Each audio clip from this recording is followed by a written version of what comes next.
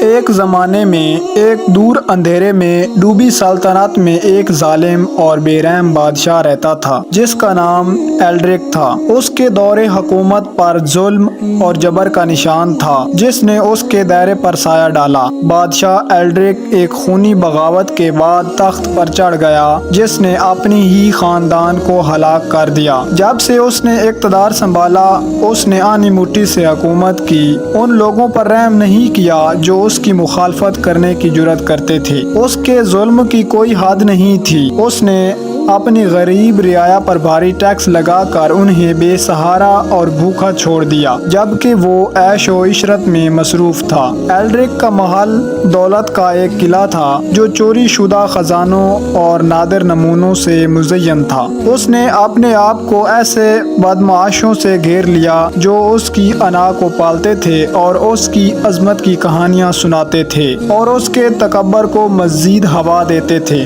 وہ اپنے لوگوں کے دلوں میں خوف پیدا کرنے کے لیے معمولی جرائم کی سزا پر بھی پھانسی کا حکم سنا دیتا۔ بادشاہی کی ایک زمانے میں فروغ پذیر ثقافت اور فنون ایلڈرک کی حکمرانی میں مرجھا گئے۔ اس نے اجتماعات پر پابندی لگا دی، فنکاروں کو خاموش کر دیا اور کتابیں ضبط کر لیں جو اس کے اختیار کو چیلنج کرتی تھیں۔ سڑکیں مایوسی سے بھری ہوئی تھیں اور ظالم حکومت نے لوگوں کی آوازیں خاموش کر دی تھیں۔ جوں جوں سال گزرتے گئے چھپ چھپ کر ایک مزاحمت بننے لگی۔ زندگی کے تمام شعبوں سے تعلق رکھنے والے بہادر افراد ایک مشترکہ مقصد کے ساتھ متحد ہونے لگے۔ انہوں نے مل کر بادشاہ ایلڈرک کو معزول کرنے اور بادشاہی میں انصاف کی بحالی کا کام شروع کر دیا۔ انہوں نے سائے میں منصوبہ بندی کی، امید اور عزم کی کہانیاں بانٹیں، ایک روشن مستقبل کے وصف سے پھیلائے۔ ایک اچھا موقع دیکھ کر انہوں نے محل پر حملہ کر دیا